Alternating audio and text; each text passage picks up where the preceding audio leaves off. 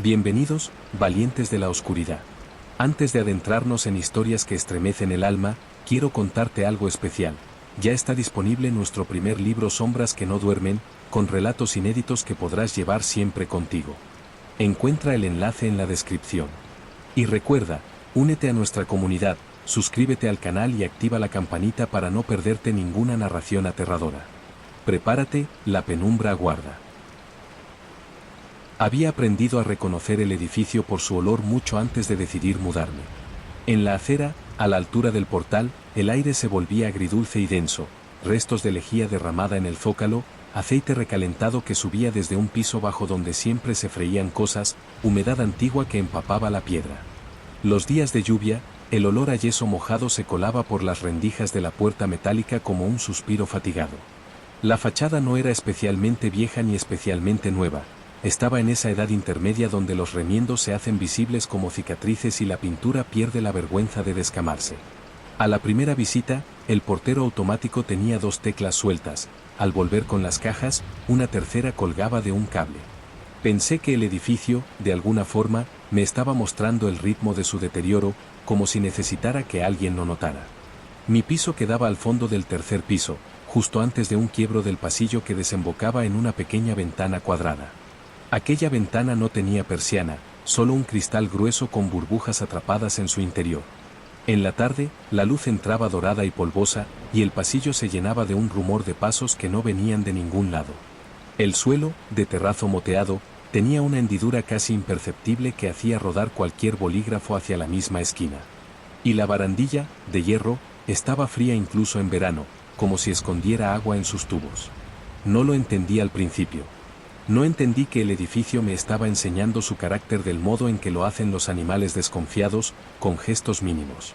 Acepté el contrato, subí mis pocas cosas, anoté que el ascensor se detenía con un pequeño brinco justo antes de abrirse, que el portón hacía un sonido gutural al cerrarse, que las luces del rellano tardaban 3 respiraciones en encenderse cuando alguien pasaba. Todo me pareció normal, sobre todo, manejable. Venía de otras casas, de habitaciones compartidas, de pasillos más estrechos que este, de ventanas que daban a patios sin sol. El alquiler era asequible y el sueño de cerrar una puerta y colocar mis libros en mi propio estante pesó más que cualquier advertencia que el cuerpo pudo susurrar. La primera noche se me hizo interminable. No por miedo, sino por un vigor extraño en las paredes. El edificio parecía cambiar de postura cada cierto tiempo, como si tuviera un tendón que necesitara estirarse. Las tuberías gorgoteaban, un paño de agua avanzaba por el bajante con el ritmo de un pecho que respira, y a lo lejos, quizás desde el patio, una cadena golpeaba metal en intervalos casi regulares. Intenté adivinar el origen de cada sonido y apenas conseguí llegar al sueño. Cuando por fin desperté, a mediodía, me encontré con un rastro de pelusas en el umbral de mi puerta. Eran blancas, alargadas, como huevecillos de polvo. Parecían haber sido barridas hacia afuera desde adentro. Pensé en la corriente, en la aspiradora rota del vecino, en cualquier cosa menos en una voluntad que yo no conocía. Me acostumbré al edificio como uno se acostumbra a una prenda con costuras mal puestas. Encontré sitios donde el aire estaba más frío, esquinas que olían a ajo, el tramo del segundo al tercero donde la iluminación fallaba justo cuando los pies tocaban el 4.º escalón, obligándome a esperar medio segundo antes de dar el próximo paso. Aprendí a no mirar demasiado tiempo el hueco de la escalera. El patio, estrecho y alto, devolvía los sonidos como si fueran de otra persona. Si arrastraba una silla en mi cocina, lo escuchaba desde el patio con un matiz hueco, ajeno, como si hubiera otra cocina varios pisos abajo replicando mi gesto un segundo después. A las 2 semanas, noté el primer cambio verdadero, algo que no podía atribuir a un capricho de la luz o al tránsito de los vecinos. Era un olor, otra vez. Un olor nuevo que no encajaba con el repertorio habitual del edificio. No era lejía ni pintura ni comida. Nada dulce. Nada corrupto. Se parecía al plástico calentado de las bolsas nuevas, pero con algo áspero pegado por debajo, un fondo de hierro, de moneda húmeda. Lo encontré en el pasillo, justo entre mi puerta y la del quiebro. Allí el aire se detenía, y ese olor se volvía dominante en ciertas horas, sobre todo al anochecer. Pensé en cables quemados. Abrí mi cuadro eléctrico.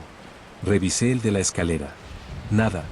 Dejé el móvil encima de la mesa y me quedé en el pasillo respirando, tratando de seguir el hilo del olor hasta su origen. Cuando estaba a punto de rendirme, un crujido me llamó desde la parte de abajo del rodapié. No un crujido de madera, no un error en la cerámica. Fue un crujido casi poroso, como si alguien estuviera arrugando una bolsa muy lentamente, presionándola para que no hiciera ruido. Me incliné, acerqué la nariz al borde en sombra, y el olor me ocupó la boca con una capa seca. Retiré la cara, me limpié los labios con la muñeca como si me hubiera manchado. Aquella noche soñé con un pasillo que no era el mío.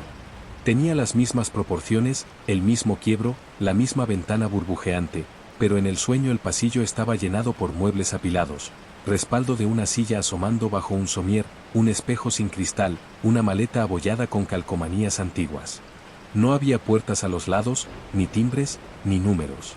Alguien había cubierto el suelo con papel de estraza, y yo veía debajo unas huellas que no eran mías, más pequeñas, más juntas, como si quien caminaba no separase bien los pies. Me desperté con la lengua áspera, el mismo sabor a plástico caliente, y noté que minuto a minuto el olor iba desapareciendo, como si fuera arrastrado hacia abajo por el hueco del patio. No le di más vueltas. Trabajaba desde casa y el edificio, con su pereza mineral, ofrecía ese tipo de compañía que no exige nada, una vibración de fondo, un rumor sin intención. Durante unas semanas, el olor volvió a aparecer a intervalos irregulares, siempre al anochecer, siempre en el mismo tramo del pasillo. Empecé a notar otra cosa, un golpecito leve en el metal de mi buzón, a la altura del portal, cada vez que entraba. No era una carta cayendo, ni el cierre golpeando solo. Era un golpecito interior, casi cortés, como si alguien apoyara el nudillo y lo soltase inmediatamente. Abría el buzón y lo encontraba vacío, salvo por la humedad que se acumulaba en su esquina derecha. La humedad tenía un borde limpio, un semicírculo, como si algo se hubiese apoyado allí con regularidad. Hacia el final del primer mes, el edificio me regaló su primer silencio verdadero. Fue un jueves, a las 3 de la mañana. Desperté de golpe, sin sueño previo que justificara el sobresalto, con la sensación de que algo había sido retirado del mundo. Tardé un minuto en entender que lo que faltaba era el ruido del frigorífico. Lo había apagado todo, pensé. La luz parpadeó una vez cuando accioné el interruptor. Eché mano a la linterna que guardaba en el cajón de la cocina. No había sonido de tuberías, ni coches afuera, ni televisores en los pisos vecinos. Ni siquiera se escuchaba el zumbido leve de la calle, ese colchón de motores distantes que uno olvida escuchar hasta que deja de existir. El silencio era tan puro que la linterna parecía hacer ruido al atravesarlo. Llegué hasta la puerta, apoyé la oreja con cautela en la madera. Nada. Ni un ascensor. Ni un paso. Ni el rascar de una escoba en el rellano. Solo mi respiración, amplificada por el hueco. Abrí. Al principio me pareció que el pasillo estaba más largo. No es una metáfora, mi cuerpo reaccionó como si tuviera que caminar una medida mayor para llegar al quiebro. No se escuchaba el rumor de la calle a través de la ventana.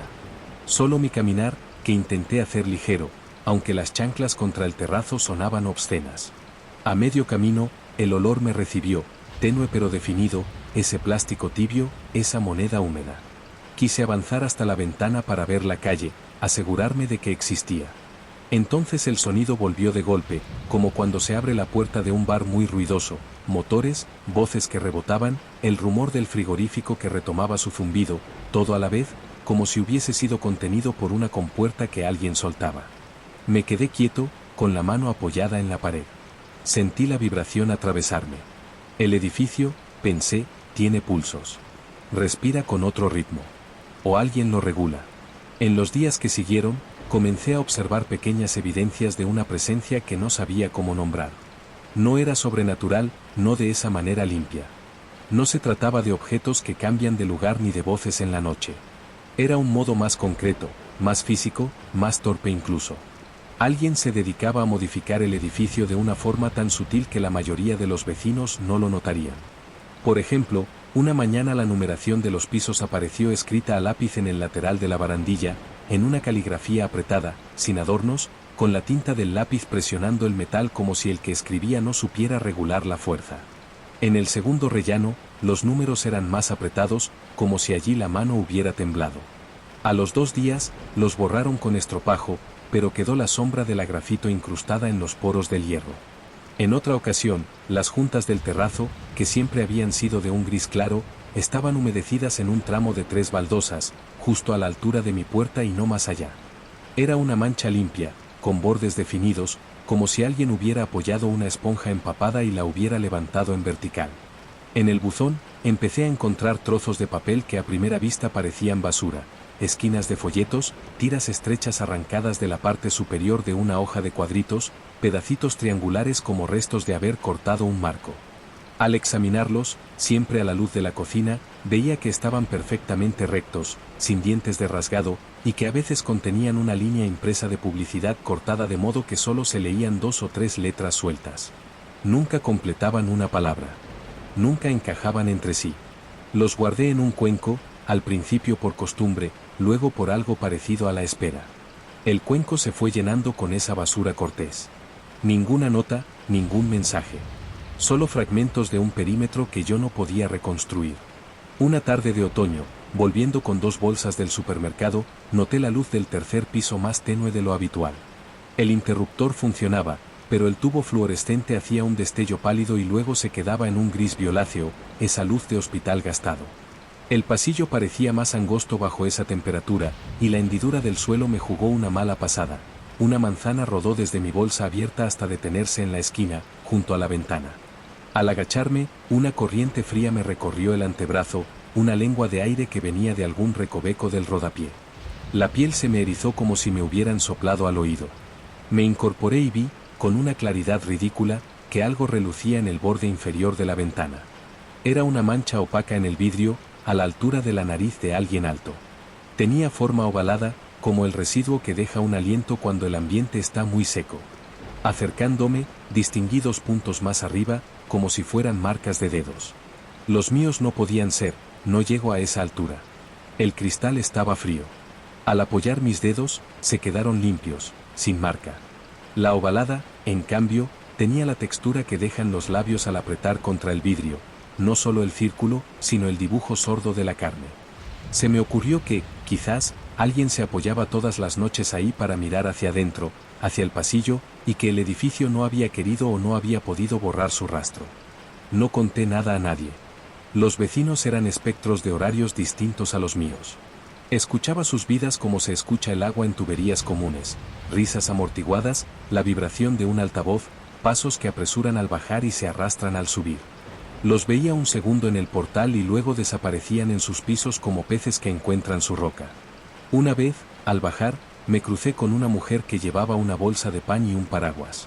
Sus ojos, al mirarme, no pasaron por mi cara, se detuvieron un instante en mi hombro derecho, como si allí hubiera una etiqueta que leer.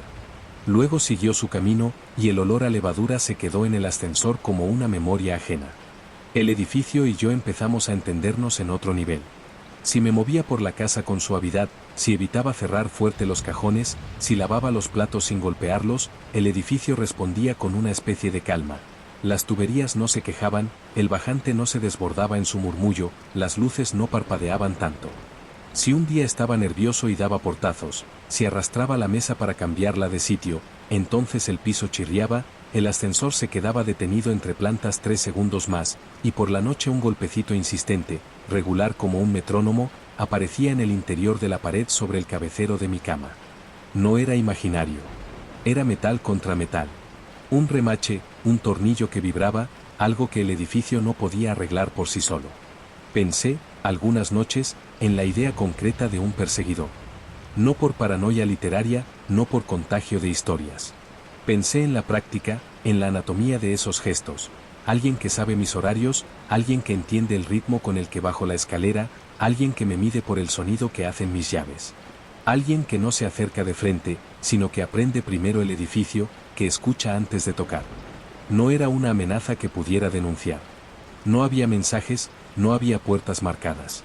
Solo esa constancia mínima, pacífica y persistente, que en la superficie puede confundirse con la normalidad de cualquier lugar. Hasta que deja de serlo.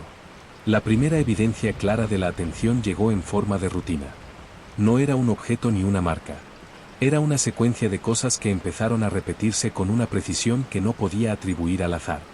Cada día, a las 7:38, alguien o algo accionaba un interruptor en alguna parte del edificio, y la luz del rellano hacía un destello apenas perceptible, una pulsación breve, como cuando las arterias de la muñeca laten bajito y casi no se notan. A las 7:40, un olor a detergente barato subía desde la planta baja, pero no desde el portal, sino desde el interior del hueco, como si alguien hubiera fregado una porción oculta de escalera. A las 7:42, se escuchaba el crujido de una bolsa de plástico en el pasillo del segundo piso. A las 7:44, un ascensor lejano, no el mío, sino el de otro bloque conectado por el patio, se detenía con un gemido. A las 7:45, mi buzón hacía ese golpecito suave. Podían variar los minutos con un margen de 2, pero la secuencia era siempre la misma, como si un corazón invisible marcara el compás. A esa hora, sin falta, me encontraba, por obra de cualquier excusa absurda, de pie junto a mi puerta, con la mano en el pomo. A veces abría y miraba el pasillo vacío. A veces me quedaba inmóvil, escuchando. Una vez, cuando me decidí a bajar a la calle justo a las 7:46, el interruptor del portal no se encendió a la primera, y tuve que palpar la pared a oscuras hasta dar con el botón. Mi dedo encontró a su alrededor una piel de polvo más lisa que la del resto de la pared, como si muchas manos hubieran rozado ese círculo en concreto, una y otra vez, durante mucho tiempo. Empecé a apagar el móvil por las noches. Había caído en la costumbre de buscar explicaciones en su pantalla, un mensaje, una notificación, la distracción fácil que vuelve el mundo manejable. A oscuras, sin la luz azul, el edificio recobraba su posición dominante y yo podía sentir sus articulaciones. Podía escuchar cómo se asentaban los paneles, cómo las grietas crecían en el yeso con un sonido que es más sensación que ruido, como el crujir de un diente en la boca. El edificio no se quejaba, se comunicaba con paciencia mineral. Y yo aprendía a leerlo como se lee un rostro que no quiere ser explícito. Una noche, al apoyar la mano en la pared junto a la mesilla, la sentí más caliente. No era calor de tubería. Era el calor que deja un cuerpo al retirarse. Lo medí con los dedos extendidos, sin frotar. Era un óvalo a la altura de un hombro, definido, reciente. Apreté la palma contra el yeso hasta que se enfrió. No quiero hablar de la semana en que encontré cabellos en el felpudo. No eran muchos. Ni siquiera estaba seguro de que fueran humanos. Podían pertenecer a la escoba del vecino, a la pelusa común de las escaleras. Eran claros, casi blancos, tan finos que se adherían a la yema de los dedos y se resistían a ser soltados. Me limité a barrerlos dentro y tirarlos a la basura como quien participa en un ritual necesario. Lo verdaderamente significativo no fueron los cabellos, sino el pelo que no estaba. Yo siempre dejo caer algunos, negros, gruesos. Esa semana, el felpudo estaba limpio de los míos. Como si alguien los hubiera recogido con una paciencia técnica, discriminando texturas, coleccionando. Cuando bajé la basura, el contenedor del portal tenía un olor fuerte a perfumes mezclados, como de probador barato. El portón hizo su sonido gutural, y al salir a la calle, el aire me pareció demasiado ligero, demasiado frío, como si hubiera perdido densidad, como si mi piso me hubiera estado entrenando para un clima más espeso. Hay un momento en que la sospecha se convierte en certeza, no por prueba, sino por acumulación de aprendizajes menores. Para mí fue una tarde, de nuevo cerca de las 8, cuando el edificio dejó que yo oyera mi propio nombre. No fue una voz. Fue algo más físico. Bajaba con un vaso vacío en la mano, iba a tirarlo porque se había astillado por el borde, y al pasar por la ventana del quiebro sentí que el vidrio vibraba con una frecuencia muy precisa, y esa vibración dibujó en mi cabeza la melodía trivial con la que de niño habían cantado mi nombre en el patio del colegio. Era un ritmo, 3 golpes cortos y uno largo. Me quedé quieto, con el vaso en la mano, y el vidrio dejó de vibrar. Me estoy volviendo loco, pensé, y al pensar esas palabras sentí el alineamiento exacto de mis dientes contra mis dientes, como si el edificio hubiera empujado apenas mi mandíbula para colocarla en su sitio. Ese fin de semana, por primera vez, invité a alguien a mi casa. Fue una decisión extraña, casi violenta, como si violara un pacto no escrito con la estructura. Hice café. Puse un mantel. Coloqué 2 tazas. La persona llegó tarde. Subió por las escaleras porque el ascensor se había quedado detenido en la planta quinta. Oí su respiración en el rellano antes de ver su sombra. Cuando entró, el edificio se mantuvo contenido, como si apretara los dientes. Los objetos permanecieron obedientes. Las luces no parpadearon. Todo funcionó como debía. Lo pasamos bien. Hablamos de cosas limpias, de trabajo, de la ciudad, de planes. Cuando se fue, no llegó a cerrar del todo la puerta y tuve que separarla yo, apoyando los dedos en la madera. La cerradura hizo un clic seco. El pasillo olía a su colonia, un cítrico barato que se desvaneció pronto. Fui a lavar las tazas y, al abrir el grifo, el agua salió con hilillos de aire, como si por dentro hubiera manos apretándola. A medianoche, puse la oreja en la pared junto al cabecero, donde a veces sonaba el metrónomo metálico. No tuve que esperar. Empezó el golpecito, constante, pausado, con esa insistencia difusa que provoca sueño y desvelo a la vez. Cerré los ojos. De pronto, entre golpe y golpe, se coló un sonido nuevo, una respiración que no era mía. No provenía del piso de al lado, ni del de arriba. Estaba detrás de la pared, en el espesor. No un suspiro, no una tos. Era el roce de aire al entrar y salir por una nariz congestionada, el tipo de respiración de quien se contiene para no hacer ruido. La escuché durante un tiempo que no supe medir. Imaginé una persona de pie, apoyada en la frente contra el yeso, quizá con las manos a los lados, sintiendo mi lado de la pared como yo sentía el suyo. No se movía. No golpeaba. Solo existía. Y el edificio, a su manera, nos dejaba a los dos en suspensión, compartiendo el mismo material separado por centímetros de densidad. No dormí. Al amanecer, el olor regresó, más fuerte, con su fondo de hierro. Fui al pasillo y recorrí con la palma el rodapié. Había una zona más rugosa, como si hubieran lijado el barniz. Apliqué la uña y la noté blanda, casi como una corteza. Me dije que era humedad, que el agua había hecho ceder la madera. A mediodía, bajé al portal a recoger un paquete y encontré el buzón definitivamente abollado por dentro, como si alguien hubiera presionado con ambos pulgares desde fuera para expandirlo, para hacerlo un poco más grande. La abolladura estaba caliente. Esa tarde decidí que necesitaba cortar el hilo que me estaba atando a aquella hora concreta. Salí a las 7:20, antes de que comenzara la secuencia de pulsos, y caminé sin rumbo hasta llegar a un bar con mesas de formica. Pedí algo que sabía que no iba a terminar y me quedé observando la televisión colgada en una esquina. El bar estaba casi vacío. El sonido del televisor se mezclaba con el de una máquina tragaperras que no dejaba de reproducir una melodía conocida. A las 7:38, sin mirar el reloj, sentí en el pecho un pequeño vacío, como el que precede a un bostezo. A las 7:40, me subió a la nariz el olor nítido del detergente del edificio, imposible allí, metido entre vasos grasientos y mesas. A las 7:42, escuché el crujido de una bolsa de plástico, aunque no había bolsas cerca. A las 7:44, un ascensor lejano gimió. A las 7:45, supe, sin necesidad de comprobarlo, que mi buzón había recibido el golpecito cortés. Lo supe con la misma certeza con la que se sabe el propio nombre.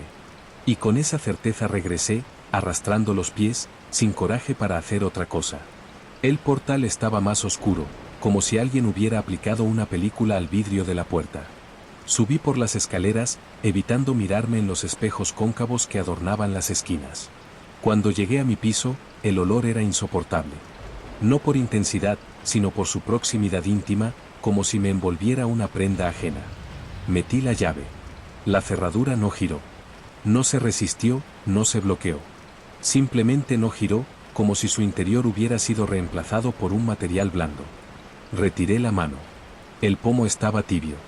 En ese instante, por primera vez desde que llegué, me sentí en territorio que ya no era mío. El pasillo, la ventana, la hendidura del suelo, todo me pertenecía menos que antes, y el edificio contemplaba mi despojo con un interés sin malicia. No había violencia. No había prisa. Solo una redistribución de un derecho. Me quedé de pie frente a la puerta, con la cabeza ligeramente inclinada hacia la madera. Escuché con todo el cuerpo. Nadie detrás. Ningún paso. Ningún objeto arrastrado. Ni siquiera el ruido de mi propio frigorífico. Sentí que el edificio me pesaba en la mandíbula otra vez, empujando apenas. Me enderecé y apoyé la mejilla en el panel, como quien busca la temperatura de un enfermo. Estaba fría. Reuní valor y empujé. La llave cedió 1 milímetro, suficiente para anunciar una intención. En ese microinstante, algo tocó la otra cara de la puerta, no en el centro, no en la cerradura, sino abajo, a la altura de los tobillos, un roce seco, como la uña de un dedo arrastrándose una distancia mínima. No retiré la mano. No retiré la cara. No hice nada. El roce se repitió, milimétrico. Después, Silencio. Después, por fin, el giro suave de la llave como se ablanda una fruta madura. La puerta se abrió 1 centímetro. El olor me golpeó con su mezcla y me llenó la lengua. Empujé con el hombro. Entré. Mi casa, mi piso, estaba exactamente igual. La mesa con un mantel arrugado. El cuenco con los trozos de papel, lleno. La taza de esa mañana sobre la encimera, con su cerco de café seco. Lo único distinto era la luz. La luz parecía haber aprendido a moverse de otra manera, como si entre la ventana y la superficie subiera ahora una distancia mayor. Caminé despacio por las habitaciones. En el baño, el espejo tenía vaho seco en un borde, un velo que no llegaba a ser condensación. Pasé la mano. No se borró. En el dormitorio, la cama estaba tendida como la dejé, pero los pliegues del edredón dibujaban un hueco en el lado que no usó. En la estantería, un libro de tapa blanda tenía la esquina inferior doblada hacia afuera, formando una pequeña lengua de papel que yo no recordaba haber dejado así. La desdoblé. El papel, al volver a su sitio, liberó una partícula de polvo que flotó un segundo y desapareció. Nada más. El edificio había dejado de esconder su inteligencia. Pero su inteligencia no era la nuestra. No había motivos, no había planes. Había hábitos. Había maneras de disponer el mundo para que la respiración continuara. Y en esa disposición yo había sido colocado en una posición concreta, un habitante cuya presencia debía ser medida, cuyo ritmo debía ser anotado, cuya existencia debía aprenderse por proximidad. Decidí empezar a escribir. No por literatura, sino por orden. Escogí una libreta pequeña y la dejé en la mesa del salón. Cada noche, a la misma hora, anotaba lo que ocurría, el destello de la luz, el olor, la bolsa, el ascensor, el golpe en el buzón, cualquier variación. Empecé a notar que cuando yo escribía, el edificio dejaba de moverse. Los sonidos se retiraban hacia sus cuartos. Me dejaban trabajar, como si la escritura tuviera para él un estatuto de pausa. En una de esas noches, al pasar la hoja, una de las tiras de papel del cuenco se deslizó y cayó sobre la libreta. Me quedé observándola. Tenía 2 letras impresas en tinta roja y un canto con restos de pegamento. La deslicé aparte con el dorso de la uña, y bajo ella, en la página recién abierta, apareció una mancha minúscula, redonda, de color naranja pálido. La olí. Tenía un aroma a piel, a ese sudor que no llega a olor fuerte. Acerqué la nariz y aspiré. Me vino un recuerdo sin imagen, un patio de colegio, el frío de la barandilla en invierno, la sensación de que alguien sabía mi nombre antes de que yo lo dijera. No sé cuándo decidí que no me iría. Tal vez fue una decisión tomada por mí en un lugar donde yo no estaba. Tal vez el edificio lo decidió antes y yo me limité a adaptarme. Pero lo cierto es que, a partir de entonces, organicé mis días en torno a sus hábitos. Me levantaba cuando la luz del patio tocaba un borde específico de la pared. Lavaba la ropa cuando el bajante gorgoteaba con esa nota grave que anuncia un día favorable. Evitaba ducharme cuando el agua golpeaba la bañera con ese chasquido agudo que prefigura cortes. Comía junto a la ventana del salón, de espaldas a la calle, para que el olor a fritura no se mezclara con el del plástico tibio. Salía a caminar en las horas en que el edificio se sentía ocupado consigo mismo. Vivía no dentro del edificio, sino con él. A cambio, el perseguidor, porque no tengo otra palabra, aunque no encaje en los moldes, se volvió más explícito. Empezó a dejar objetos junto a detalles arquitectónicos, no en mi puerta, no en mis cosas, sino en el lenguaje del edificio. Un día, al bajar, vi que en el segundo tramo de escalera, justo donde la iluminación siempre dudaba, alguien había colocado un tornillo muy largo apoyado contra el rodapié, paralelo al piso, como si estuviera descansando. Era de hierro y pesaba más de lo que parecía. En otra ocasión, encontré una pequeña piedra pulida encima del cuadro eléctrico del tercero, una piedra de río que no tenía nada que hacer allí. En el pasillo del cuarto, una tarjeta de producto de limpieza se había enganchado bajo la moldura, y al sacarla vi que tenía un código que no correspondía a nada. Nunca eran ofrendas, nunca eran amenazas. Eran piezas de un sistema de señalización que yo, con el tiempo, empecé a entender. El tornillo largo anunciaba que el ascensor iba a tardar más en arrancar. La piedra de río significaba que el agua estaría turbia ese día. La tarjeta en la moldura avisaba de un corte de luz inminente. El perseguidor hablaba en el idioma del edificio, y el edificio traducía para mí, con paciencia, como si me estuvieran enseñando una lengua muerta. No todo era pacífico. Hubo noches en que la respiración en la pared venía acompañada de otro sonido, más húmedo, como el deslizar de una tela sobre cemento. Hubo mañanas en que el felpudo amanecía ligeramente ladeado, apuntando hacia adentro, como una lengua señalando una dirección. Hubo un día, el peor, en que al abrir el grifo del baño salió agua tibia con olor a colonia cítrica durante 3 segundos, y luego volvió a ser agua normal. Fue un gesto íntimo que no supe perdonar ni comprender. Estuve a punto de irme entonces. Metí ropa en una bolsa. Apagué el router. Guardé la libreta en el bolsillo del abrigo. De camino al portal, me detuve un segundo en el tercer escalón del primer tramo. El edificio, con una gentileza que rozaba el chantaje, apagó la luz justo entonces y me obligó a esperar. Me quedé en penumbra, escuchando el eco redondo de mi propia duda bajar por el hueco de la escalera. Al encenderse de nuevo, la humedad de la pared dibujaba, a la altura de mis ojos, un contorno que no era un rostro pero que recordaba la idea de uno. Sonreí sin querer. Volví sobre mis pasos. Subí a casa. Abrí la ventana de la cocina y dejé que el olor a lejía y a aceite recalentado me convencieran de que pertenezco a lugares defectuosos. Aprendí, con los meses, a anticipar la presencia antes de sus signos. A veces, 3 calles antes de llegar al portal, un pequeño hormigueo en las yemas me avisaba de que esa noche el golpecito del buzón vendría acompañado de un segundo golpe, más tímido. A veces, a mitad de tarde, el sabor en la saliva se volvía metálico y sabía que el agua saldría con aire. Algunos días, el nombre que me enseñó el vidrio regresaba sin necesidad de estímulo, como una canción que solo existe en los silencios. Mis pasos se ajustaron y mis costumbres se hicieron indecentes de lo bien que encajaban en la coreografía. Leí sobre obsesiones, sobre delirios, sobre la eficacia de las rutinas rígidas y los peligros de los pasillos largos. Cerré los libros. Pegué con celo transparente algunas grietas. Cambié la bombilla de la lámpara del salón por una más cálida. Compré una alfombra pequeña para cubrir la hendidura del suelo donde rodaban los bolígrafos. Nada cambió y, al mismo tiempo, todo se mantuvo gracias a esa obstinación.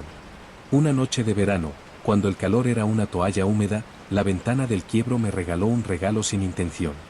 Estaba apoyado en el marco, inhalando el aire que subía del patio con un olor a fruta pasada, cuando vi, en la superficie del vidrio, una sombra que no era la mía. No se movía. No tenía contorno definido. Era una sombra de densidad, como si el vidrio cargara con una porción de oscuridad que no correspondía al resto de la luz. Acercando la cara, pude notar un cambio de temperatura en el aire pegado al cristal, más frío a la izquierda, más cálido a la derecha, como si a un lado respirara alguien y al otro hubiera quedado el último frío del día. No me moví. La sombra estaba hecha de la suma de todas las miradas que se habían quedado pegadas allí con la boca abierta. Era, comprendí, un residuo del tiempo.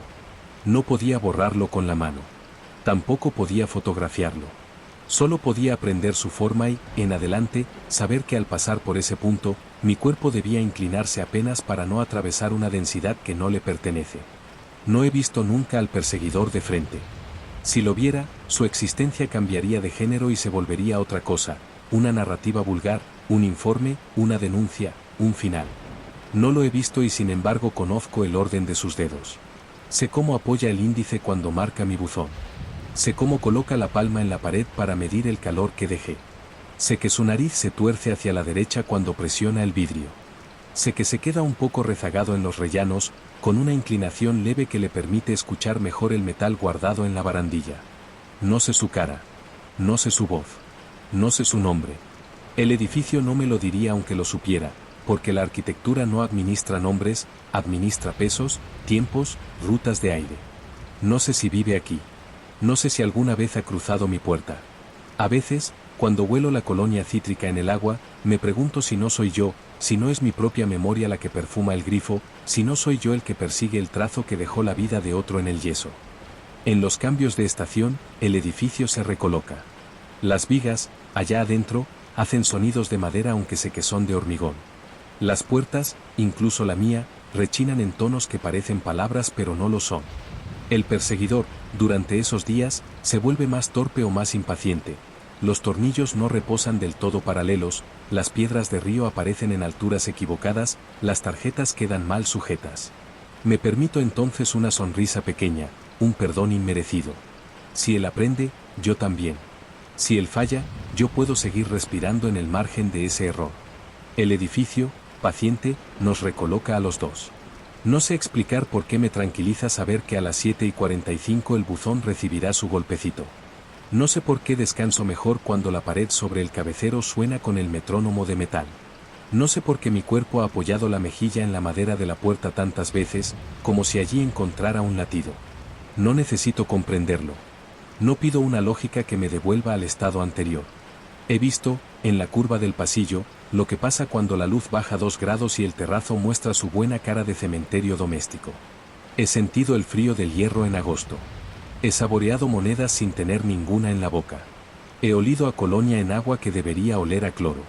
He compartido respiración con alguien que no abre la boca. He aprendido mi nombre en el vibrar de un vidrio. No necesito más pruebas de que mi vida se ha desplazado o de que quizás siempre estuvo aquí, esperando que yo la pisara con el ritmo correcto. A veces, en las horas azules, bajo un piso sin razón. Me paro en el descansillo del segundo, donde el tubo fluorescente tarda en decidirse. Escucho los ruidos pequeños que hacen los objetos invisibles. Siento en las muñecas el peso de la barandilla. Dejo que el edificio me huela. Y entonces, sin aspavientos, sin ceremonias, comprendo algo que no supe decir en voz alta ni escribir en la libreta, que el perseguidor y yo respiramos al mismo tiempo. No lo digo con lirismo, no lo digo con miedo.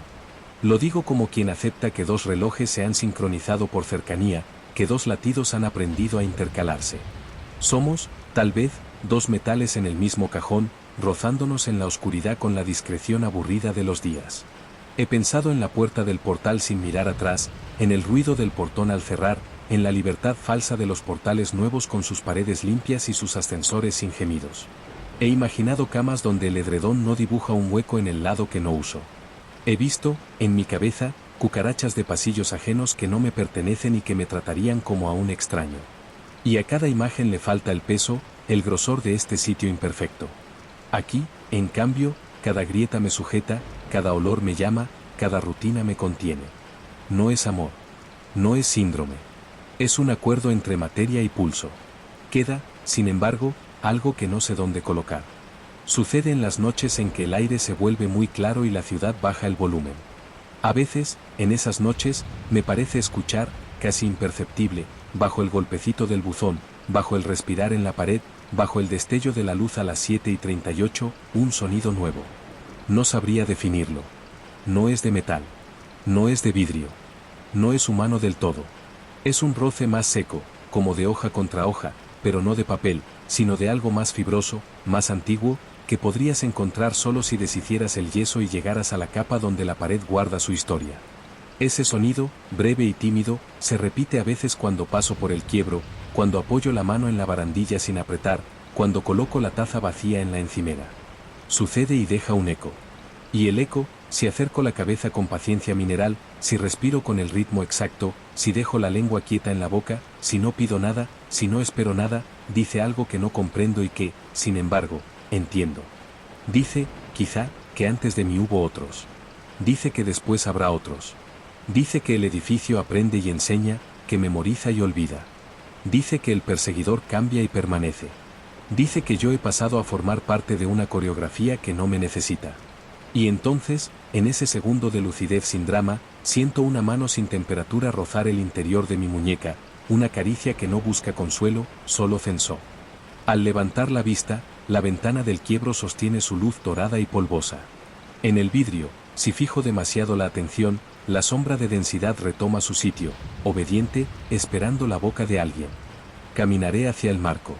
Respiraré contra él con el cuidado de no dejar marca. El edificio no quiere marcas, solo frecuencias. Contaré en silencio hasta el minuto en que la luz parpadea. Escucharé cómo el metal del buzón se prepara abajo, con la eficiencia cordial de un ritual. Y entonces, como cada día, aceptaré que el golpe que anuncia mi existencia no viene de fuera, sino de una región del espesor donde yo ya no sé diferenciar si soy quien he seguido o quien sigue, si el edificio pronuncia mi nombre o si yo, con mi paso, con mi olor, con mi calor de animal doméstico, pronuncio el suyo. Y aceptaré que tal vez el final, cuando llegue, no será violento ni escandaloso. Será, más bien, una pequeña corrección en la rutina. Un día, a las 7:45, el buzón no sonará. Subiré las escaleras con la respiración medida, la llave entre los dedos, la mejilla lista para apoyar en la madera. Abriré. Dentro, el aire estará a la misma temperatura que el pasillo. Todo en su sitio. Todo obediente. La libreta con su última línea sin punto. El cuenco con fragmentos que por fin encajan, aunque yo no quiera ver la figura. Me sentaré en la cama, en el lado que no uso. Y al inclinarme para quitarme los zapatos sentiré, no detrás de la pared, no bajo el suelo, sino en la cúpula del edificio entero, un latido que coincide al fin con el mío. Un latido amplio, como de caja torácica. Un latido que me incluye sin esfuerzo. Y en ese compás, sin sobresaltos, sabré que he dejado de estar solo en mi nombre y que, de alguna manera lenta e inconfesable, el edificio, paciente, ha aprendido a pronunciarse con mi voz.